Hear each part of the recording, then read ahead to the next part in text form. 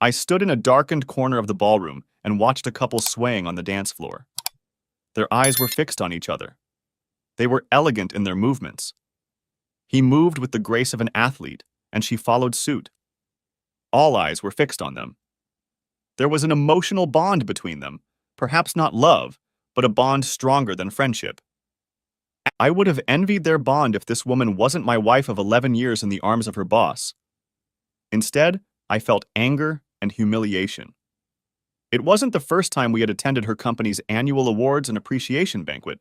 We had attended 8 others over the years, and everyone who worked at the company even a little bit knew she was my wife.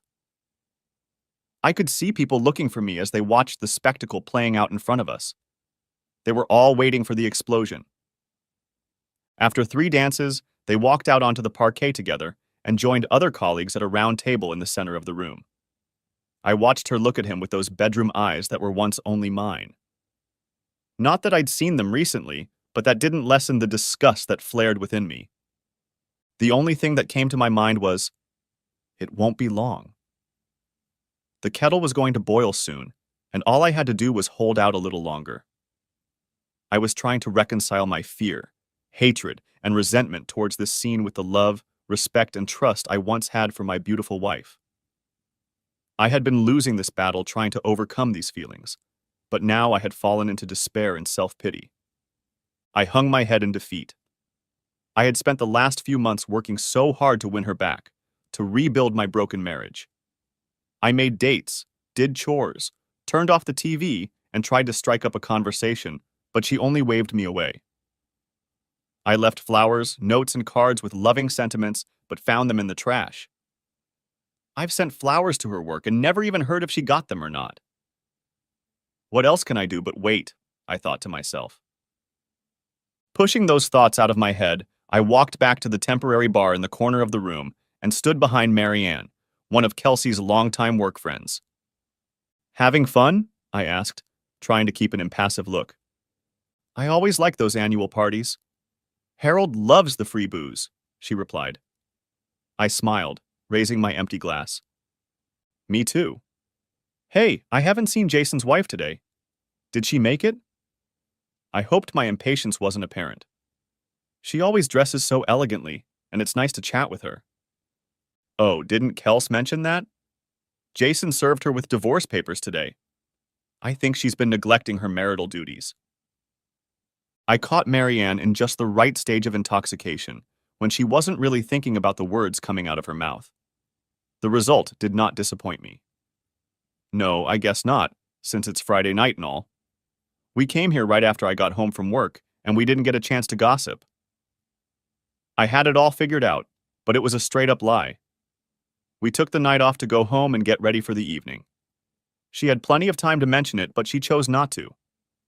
I filled up my Captain and Diet, pulled out a glass of white wine for Kelsey, and headed over to the table where she and Jason were standing. Neither noticed my approach. They were too engrossed in each other. Kels, I brought you a glass of wine. I held out the glass to her. She jumped slightly when I spoke. Oh, you scared me, she squeaked and accepted the glass. Thank you, dear. The rest of us grew more and more uncomfortable the longer we all stood there. Most were finding something surprisingly interesting in the stained tablecloth or across the room, and weren't looking directly at me. Others looked, probably wondering what I was thinking and how blind I might be. One young man, about 25 years old, even smirked as he watched me observe the table. He and I met eyes. He lingered for a couple seconds, then his smirk disappeared, and he too found the tablecloth interesting. We were approaching 1 o'clock in the morning, and many of the guests had already left the hotel ballroom, heading home. But I could see that Kelsey wasn't ready to part ways with her dance partner. We should probably get home, honey. I still have to take the babysitter home, and we promised her we wouldn't stay out until 2 tonight, I said, realizing I was interrupting her interaction with Jason. Yeah. Okay. I guess we should get going. I'll see you Monday. She smiled. There was a sense of relief all around us that the awkwardness was almost over. Jason, it's good to see you. I held out my hand, and we shook it.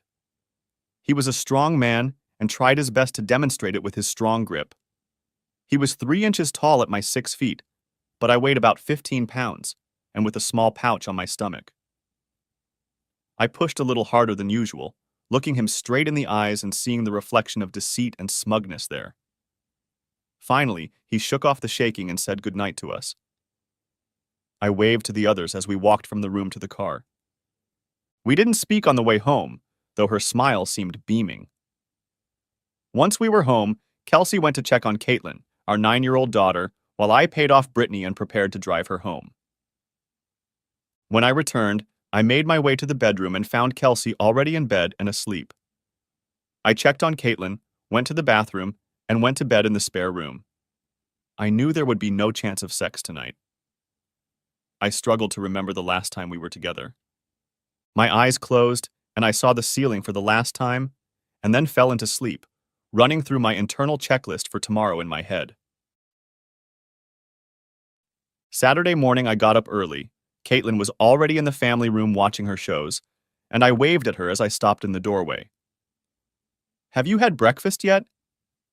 "Yep," she replied, waving a spoon dipped in milk in the air and smearing milk drops all over the carpet. "Okay, shh, Mom's still asleep, and I need to get some work done at the office. Okay?" "Okay, Daddy," she said softly, and I grinned. Well, that didn't work. Around 8:30, I called my lawyer's cell phone, knowing he worked from home on Saturday mornings. "Good morning, Bill. Matthew Franks here." "Good morning, Matt. I'm guessing this isn't a happy call?" he replied, already knowing the answer. "Right. Time to put the plan in motion. Found out that Jason filed his wife's application yesterday. Do we know if Kels has contacted a lawyer?" "I don't think so, but I'll call Slug and check. I'll meet you in half an hour at the coffee shop. You sign and date the forms, and my assistant will notarize them. We'll file the paperwork first thing Monday morning, and she'll be filed by lunchtime." "Sounds good to me. See you soon." I arrived at the coffee shop early. Smiling weakly at the cute girl behind the counter, I took my order and settled into a comfortable chair by the fireplace. I reflected on the fact that I never thought I would divorce the one true love of my life. It's hard to pinpoint the exact moment when you realize your comfortable life is coming to an end, but I can come pretty close. It was a traffic ticket, one of those automatic red light camera deals.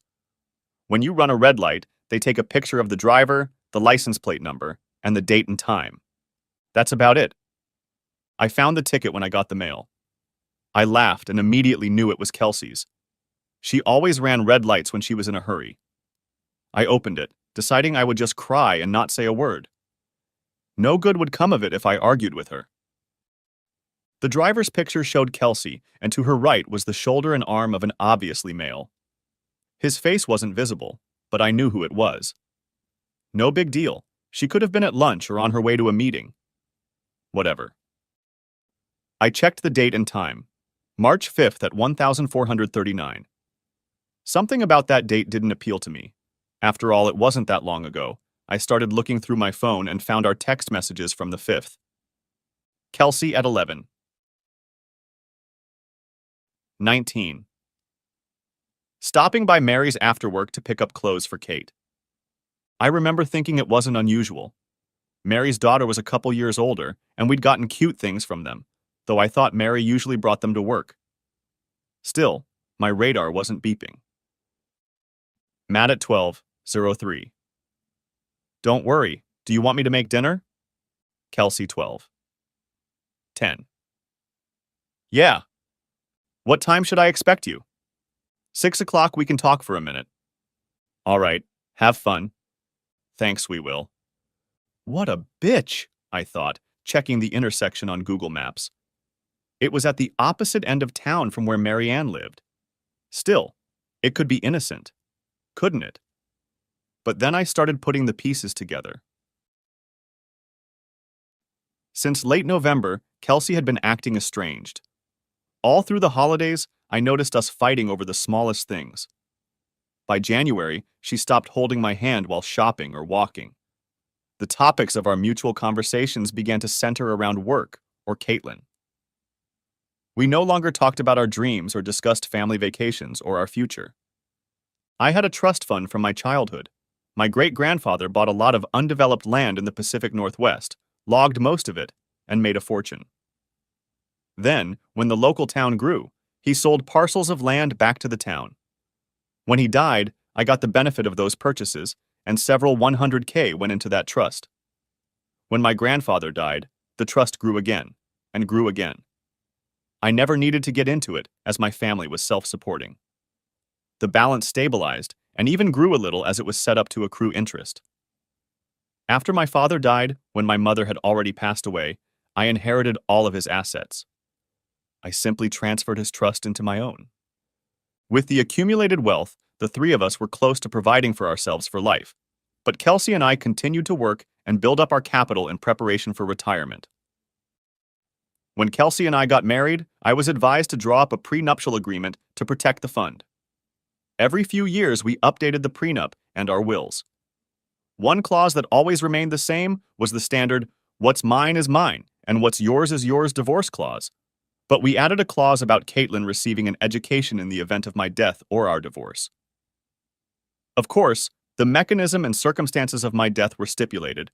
Obviously, Kelsey would see nothing if she had a hand in my demise. Because of this, I had access to a family lawyer and accounting services for years. I contacted my attorney and learned the name of the best local divorce attorney. I scheduled an appointment with him for later in the week to see what my options were. Since we had a solid prenup in place, he was not concerned about any financial issues.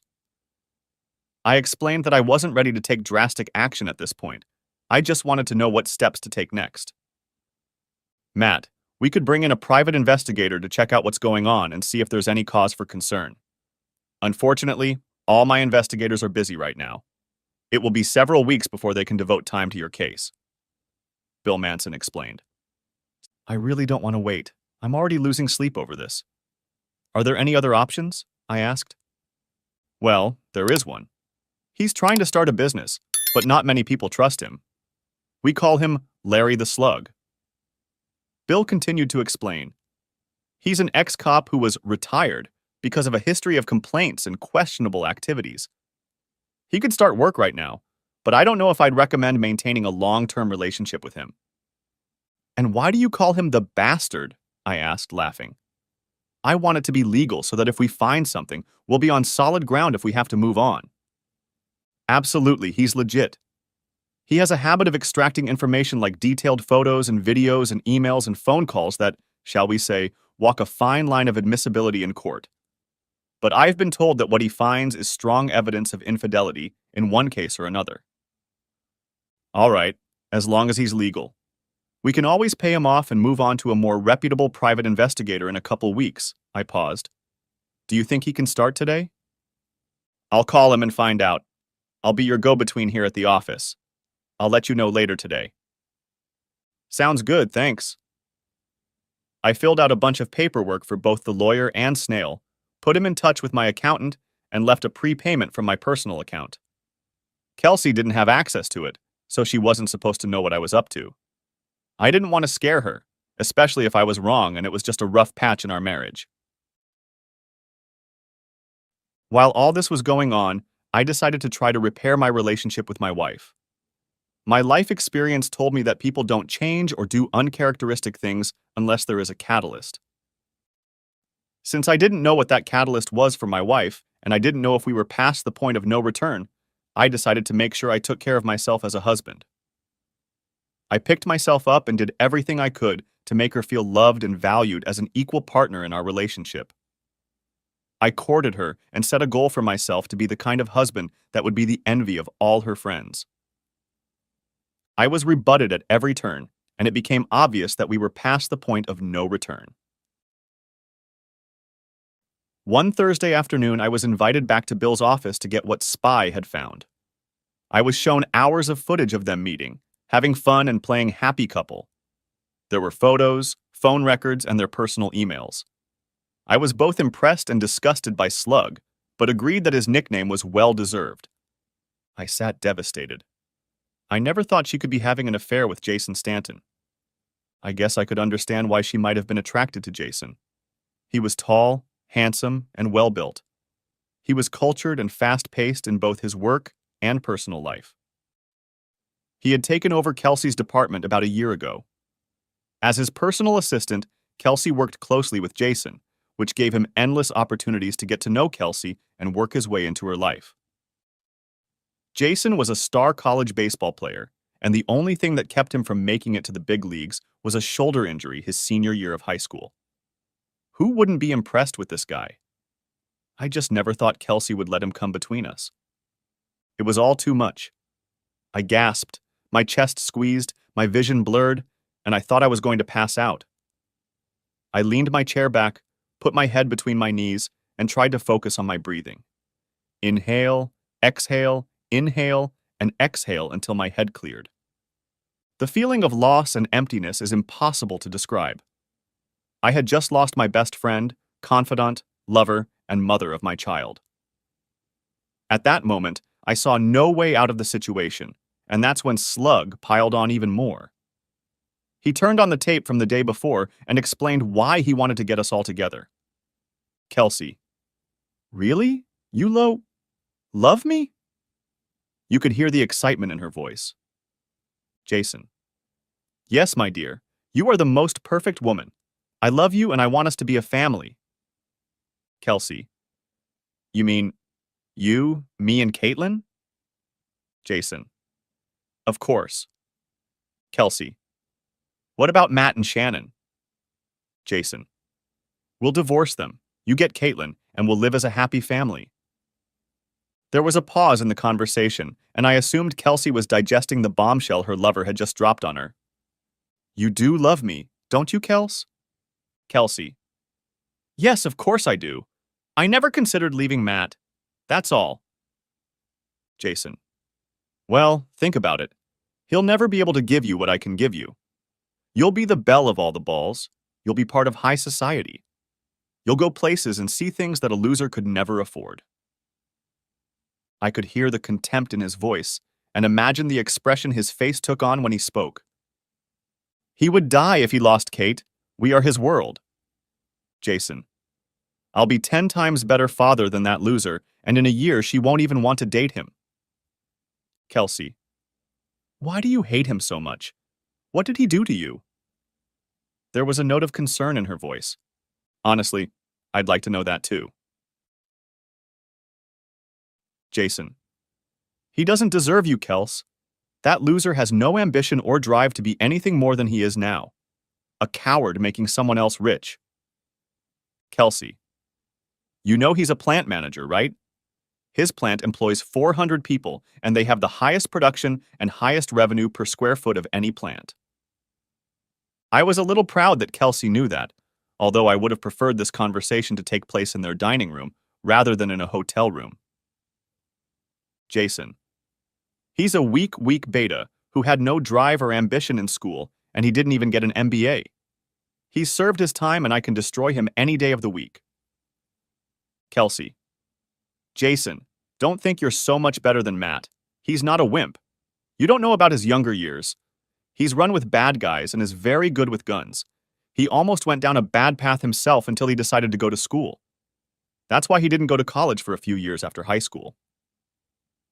Now it sounded like she was bragging. Kelsey. He's stronger and tougher than you give him credit for. Please promise me you won't fight him.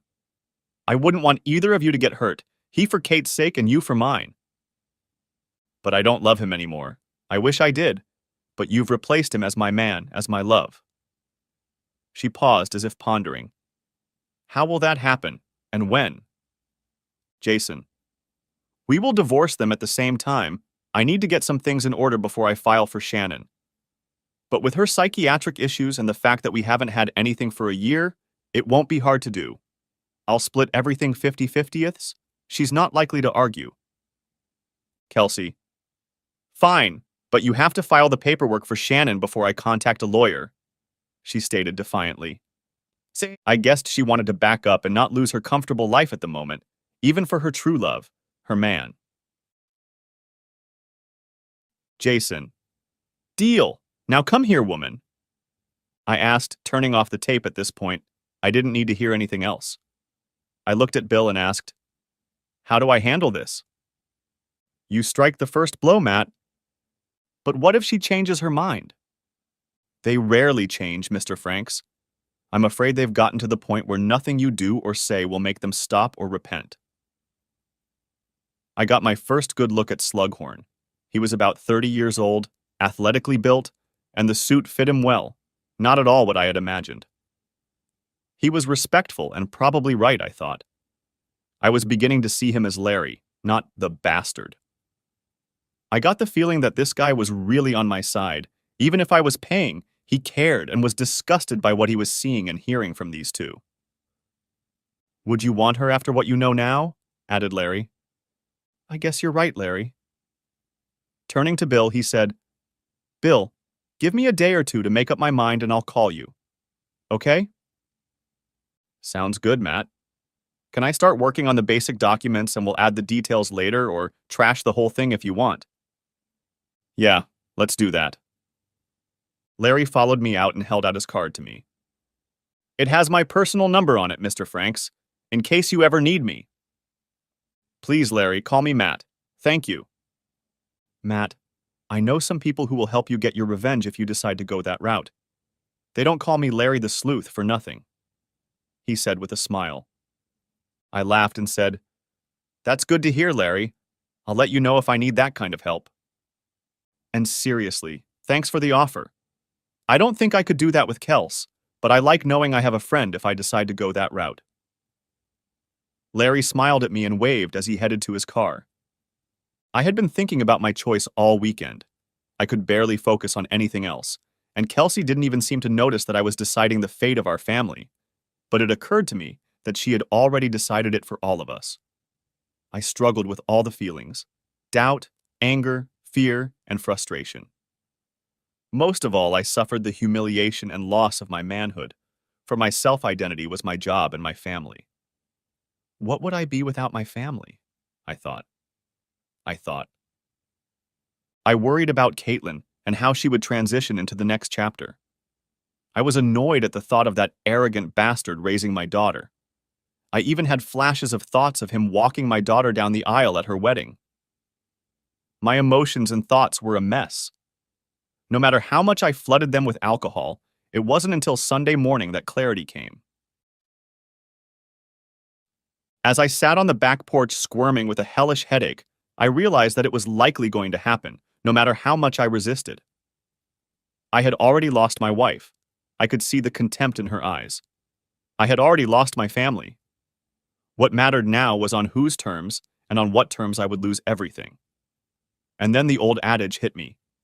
Lead, follow, or get the hell out of the way. I wasn't going to get out of the way, and I wasn't ready to follow these crooks. So I had only one choice: lead. Monday morning, I called Bill. Bill, Matt Franks here. Good morning, Matt. Are you any closer to a decision? Yes, I am. I'd like you to draw up all the necessary paperwork, adding only the legal documents Larry got. We'll split everything 50-50. I paused. You want to sell the house? Yes. We took out a low-interest loan from my trust fund to buy it, so we've been paying ourselves the whole time. We'll split the equity we received, but I'll pay back the full amount of the loan and the interest we've paid over the years. I'm a winner, I replied. Also, please add $200,000 for Kels from my trust. Consider it payment for services rendered. She may be more amiable if she knows she won't be left with no money at all. I want primary custody of Kate. I know it won't be easy, but maybe Larry can find some dirt on our boy Jason that won't make him look like a suitable father to a young girl. I heard he was a first-class frat boy in college. Maybe he was a little fresh with some of his conquests. Sick Larry, please. I have a backup plan for Kate. If we get too many objections to primary custody, please email me the most generous shared custody plan you've ever heard of. I paused for a second so Bill could catch up with me. I also want to sue Jason for alienation of love and affection, and find a way to get his wife Shannon involved. I want her to be completely legally aware of everything that's going on. And speaking of her, please draft another adultery divorce case and prepare it for her. I'll pay for her services. I think she should get what she deserves, and let it be ugly. We can sue both of them for foreclosure, but you should know that won't get you anywhere. I also need her to sign a contract with me. I can prepare all the necessary forms, but without her consent or information, there's not much I can do, explained Bill. I understand. I just want to shake the tree a little, and while you're at it, I want to sue Kelsey's company for allowing her to sleep with her boss.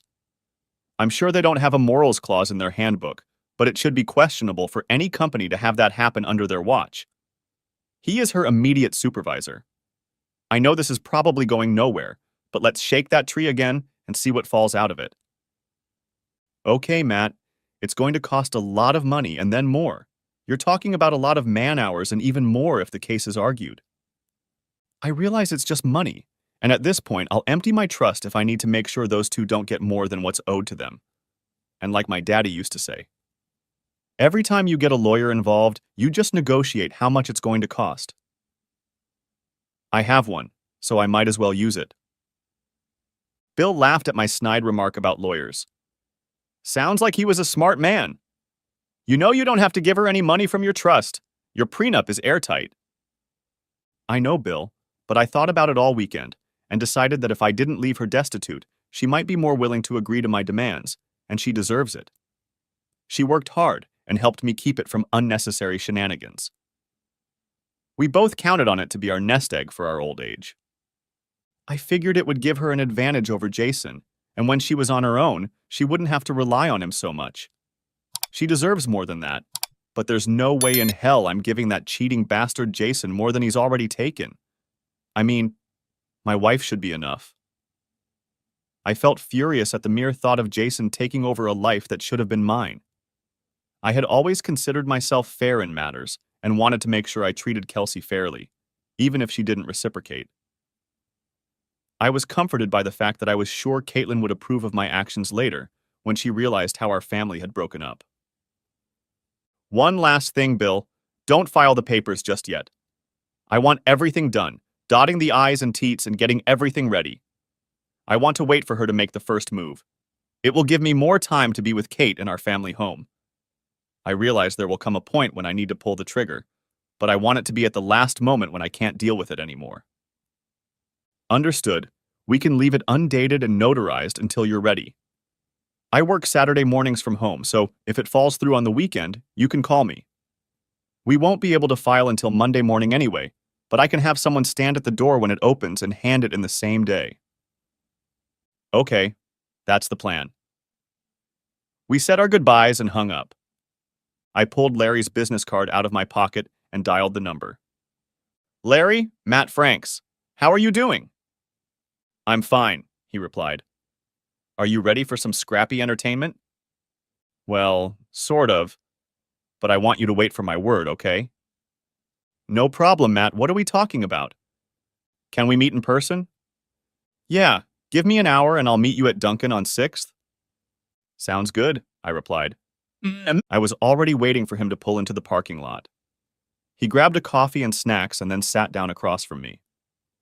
I want you to gather all the materials, pictures, videos, recordings, anything you have.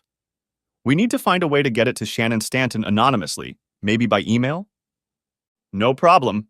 I know a guy who works on the dark web, stated Larry. That's it? What about putting the video up on a website or sending nasty things to her parents or coworkers? He asked. God, he's disgusting, I thought. No, Kels will still have to be seen in town. I don't want her to be humiliated enough to leave town with Kate, and I still love that stupid bitch, even if she doesn't love me anymore. I placed an envelope with $5,000 in cash on the table. That should get you started, but let me know if you need more. Larry swallowed the money and looked at me. $3,000 is enough for everything. He may be sneaky, but at least he's honest. Keep the remaining amount as an advance. I may need your expertise later. Don't forget that the case will lie with you until I call you. I want to take them by surprise, and I have reason to let them make the first move. Oh, we should also find out what problems his wife is having. Her medical history may play a role in what we decide later. Is that possible? I asked a smiling Larry, then just smiled and nodded back at him. Didn't Bill ask you to look for information on Jason's college years? I'm looking for anything I can use against them if we have a custody fight. He nodded his head again and made a couple of notes in his notebook. We finished our coffee and chatted about his career as a cop and people we might have known. We finished, shook hands, and parted ways. That was 3 months ago. I was brought back to reality by the arrival of Bill, and shortly afterward, his assistant and Larry. "So, time to go, huh?" asked Bill as everyone settled around us. "Yeah, looks like it." "Larry, do we know if Kels has been to the lawyer's office yet?"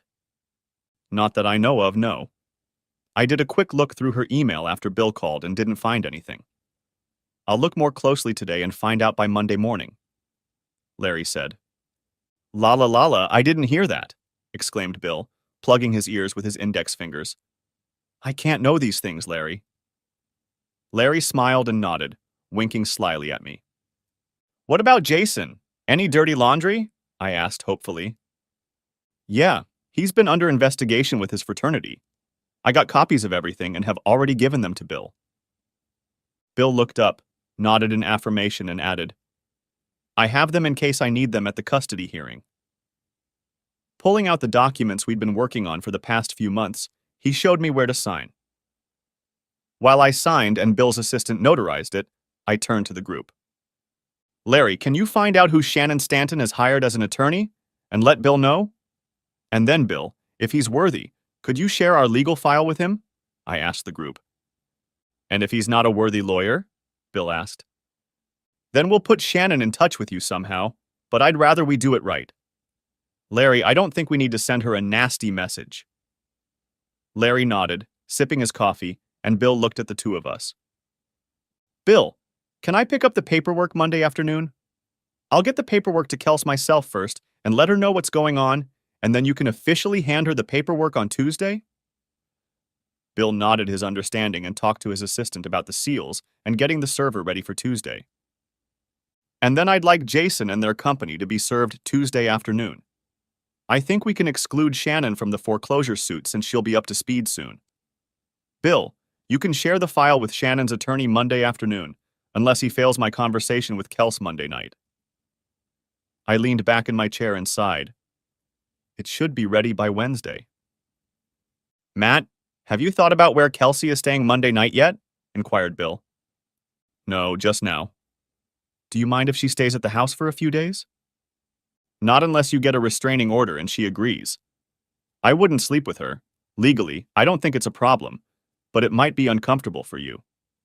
I would be wary of what a not-too-squeamish lawyer would do with that information," Bill added.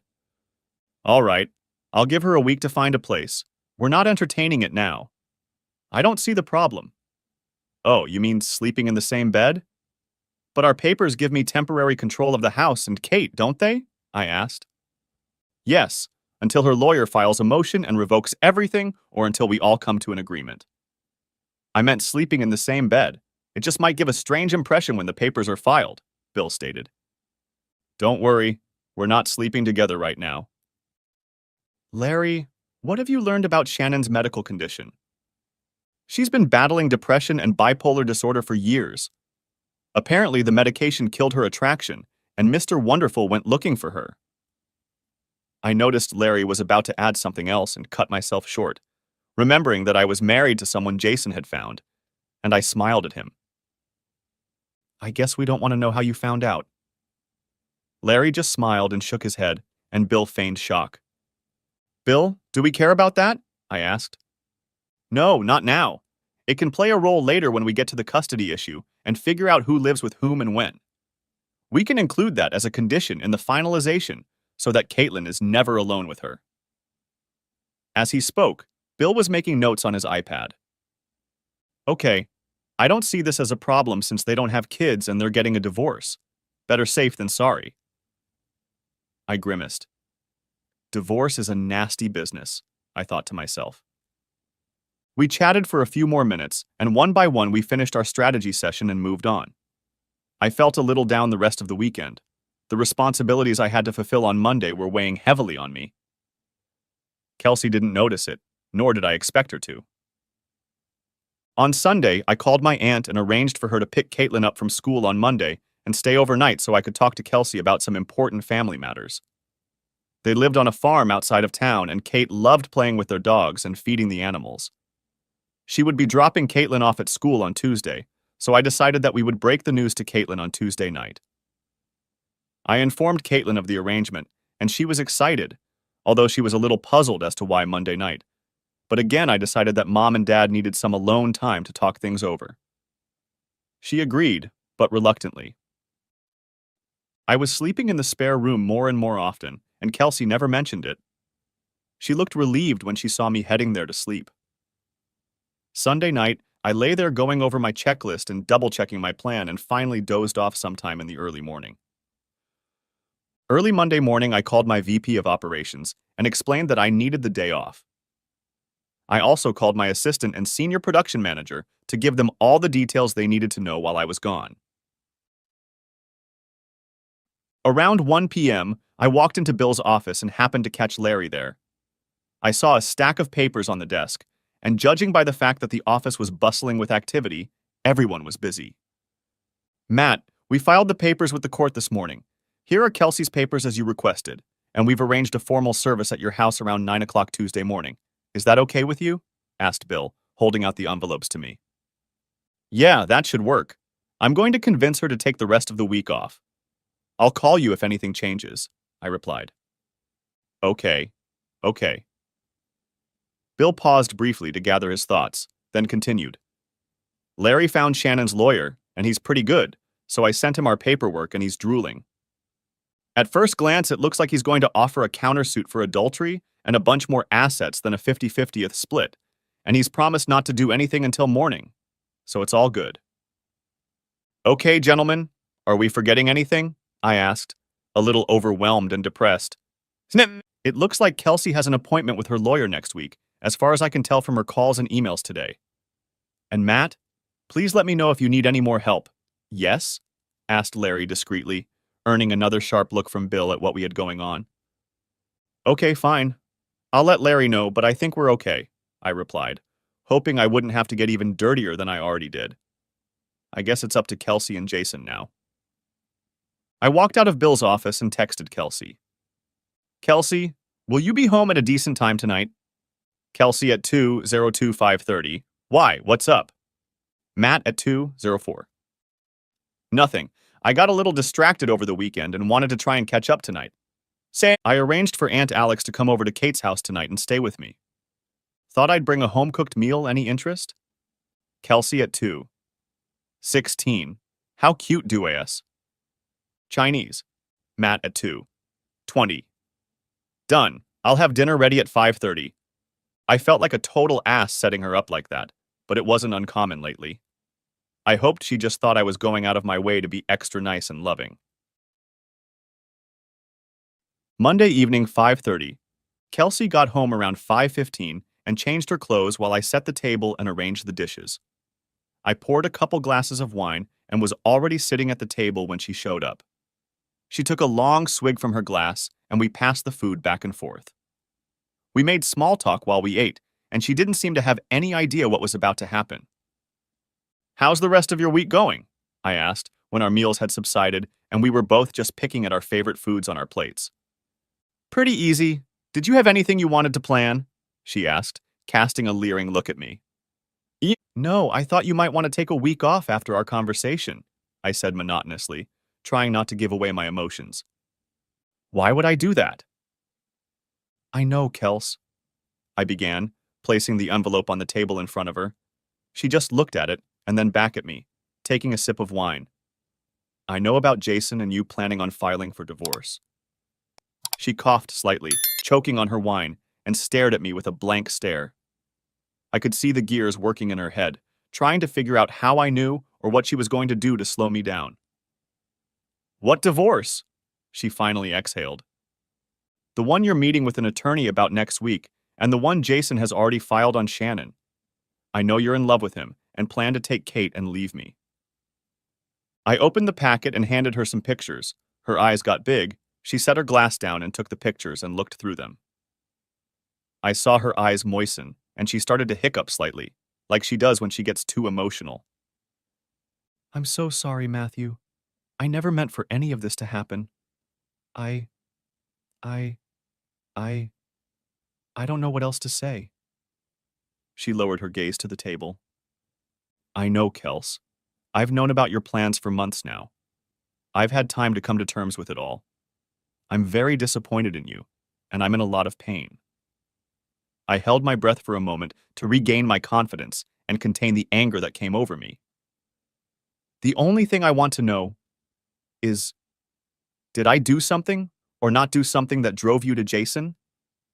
Oh God, no, she exclaimed, looking into my eyes for a second, and then retreated back to the table. I guess out of guilt and shame. I... it... it just happened. You didn't do anything to push me away. You've been a great husband and father. I just fell in love with him, she finally said.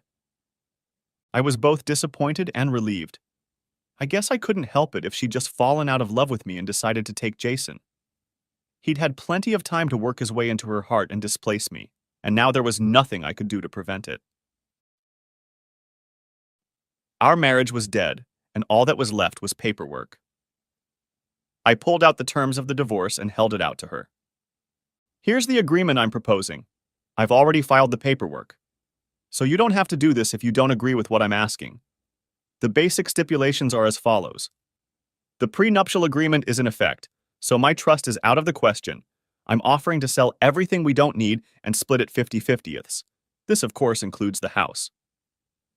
Since I filed the suit first, I am asking for full custody of Caitlin and minimal alimony from you. Of course, you'll have a very loose visitation schedule. I'll keep her on my insurance, but of course you'll need to get your own. You will keep your 401k and any investments you had before marriage, as well as the inheritance you got from your mom. I wouldn't want to take anything away from you that really belongs to you. We will split all the investments we started making together. Kate and I will stay in the house until we sell it. I am also setting aside $200,000 from my trust for you to manage on your own. I would encourage you to get a prenup and protect it if you get together with Jason as you planned. I wouldn't want you to lose anything. I want to make sure you can be on your own since I'm asking for no spousal support. I paused, watching her absorb what I had just laid out for her. I think I should have Caitlin. The girl needs a mother when she gets older. She replied emphatically. I totally agree, but you can do it remotely by visiting and calling. Honestly, I don't trust Jason with our daughter. I already know he plans to try to turn her away from me with gifts and his suave personality. Since he couldn't produce his own child, he needs mine. And I think I have acted more than magnanimously in allowing him to have my wife already, but he will not have my daughter as well. I understand you'll want to negotiate custody. I suggest we let the lawyers earn their money and try to be civil. I offered, seeing how red her face had gotten while talking about Kate and Jason. He would never hurt her, and it would be up to you to take her away. Separating her from her mother is a good way to do it. Well, either way, she's staying with me until we figure out something else. You can stay here in the master bedroom for a few nights or a week until you get things sorted out. Kelsey, I still love you with all my heart. I thought we were going to conquer the world together. But you're killing me here, and I don't know what else to do. My world is falling apart, and I'm trying my best to be fair and kind. I really don't want to hurt you the way you hurt me. But believe me, if you go nuclear or let Jason get into our business, I will return kindness for kindness. And honey, I have resources that neither of you have. My tone changed, and she finally heard the anger in my words. I knew how to play hardball if pressed. She'd seen it before. So please, let's leave it at that and let the lawyers sort it all out. I would really like to be polite and courteous to you anytime we meet. I think it will be important for Caitlin to see us socializing. I plan for both of us to be actively involved in our daughter's life. I pleaded with her. I really didn't want this to be a knockout drag-out fight. I'm off work for the rest of the week, and according to the law, you have to be officially served with a summons, which is scheduled here at the house for 9 in the morning. I didn't want you to embarrass yourself at work, so you might consider calling in and taking a few days off too. I know it's going to be stressful for both of us being home, but I thought we could meet up with Caitlin tomorrow night, or keep her home on Wednesday to explain what's going on. What do you think? Kelsey had stopped eating by this time and was looking a little pale and sore. I think the consequences of her action had finally gotten to her. She had only herself to blame. I was fat, dumb, and happy until she set off this shit storm. She looked up at me, did her best to act like a fish in water, and then said, "Okay, Matt. You obviously planned well and got ahead of us, I don't know how. But you did it. I'll call work first thing and at least I'll be home by Wednesday. Do you think Alex will be able to keep her tomorrow night? Maybe just keep her out of school tomorrow and bring her home Wednesday morning so we can talk?" "Larry Slughorn," I said proudly, before continuing when she threw me a confused look. "My private investigator, Larry, found out after I got a few hints that something was rotten in Denmark. I'll call Aunt Alex right away. I think that's a great idea." Kelsey gave me a slight nod when I mentioned Larry, took the papers I gave her, and said goodnight. I guess she needed some time alone to digest what had happened, and I watched as she headed to the master bedroom where she closed and locked the door, which wasn't a problem since I had already moved most of my casual clothes and belongings into the spare room. I called my aunt and explained that we had a little family problem that we were working out, and sure enough, she agreed to keep Caitlin one more night and bring her back Wednesday mid-morning. I also talked to Caitlin and informed her that she would not be going to school the next day. She was still confused, but accepted it. I told her that my mom and I would explain everything on Wednesday. As I was putting things away and getting ready for bed, I heard Kelsey mumble something through the door as if she was on the phone, and later there were light sobs as she mourned the loss of our marriage. Tuesday. I heard Kelsey get up early and make plans for work while walking downstairs in casual clothes. At 9, she opened the door and accepted the official summons and packet of papers, minus the photos and statements. These she should have familiarized herself with last night in her room. Immediately afterward, she took her keys and purse and left without telling me exactly where she was going. But I figured it was to meet with Jason, her lawyer, or someone else with whom I could sympathize. Later in the afternoon, I got a call from Bill informing me that both Jason and their company had received our lawsuits. It turned out that Jason had been served with Shannon's countersuit around the same time, and he was already out of luck. Bill mentioned that I should stay away and be wary, as apparently the server had mentioned Jason's threats against me. I never thought Jason would turn out to be too stupid since he gets everything he wants. But just in case, I went to my gun safe and pulled out my 1911 and .45 ACP, made sure it was loaded, cocked and locked, and put it in my chair while I watched TV. A few hours later, I was standing at the sink when I saw a black BMW pull up in my driveway, from which an enraged Jason jumped out, opened the back door, and pulled out a baseball bat. I decided it was best to retreat to the chair where my cell phone lay and call 911. Knowing the door was locked made me feel safer. I dialed 911 and told the operator that my wife's boyfriend was in my driveway with a baseball bat, and they directed several cars in my direction. Just then, I heard a second car pull up outside, and from the yelling and tone of voices, I figured it was Kelsey. Then, there was a high-pitched scream. I jumped as the front door shattered from the heavy impact, and a furious Jason burst in, screaming at the top of his lungs, "You got me fired and ruined my divorce!" He was boiling and foaming at the mouth, and I put my right hand down on the grip of the gun, and the feel of it calmed me down. Jason swung the bat wildly, and I could hear Kelsey screaming outside, begging him to come back. "I took your wife, and now I'm gonna destroy you, you goddamn wimp." I let him walk another 5 feet before I pulled the gun from the seat cushion. His eyes were narrowed and you could tell his sanity was impaired. His bat rose above his head, but it wasn't very effective at 25 feet. The crack of the cartridge in the chamber was deafening. 3 shots had been fired. Now I could hear the screams through the ringing in my ears. It surprised me how loud the gun was in the cramped room. I began to hear sirens and police shouting. Not realizing how extreme the situation was, they put Kelsey on her stomach and handcuffed her in front of the open door, her screaming and yelling not subsiding. I was still shocked by the events that were unfolding in front of me and finally focused on the gun pointed in my face and the officer yelling, "Stop! Stop off the gun!" He ordered, and I came to my senses a bit, dropping my weapon and following his commands and laying down on the floor. Epilogue. The next few weeks were hectic and overwhelming. Jason was pronounced dead at the scene.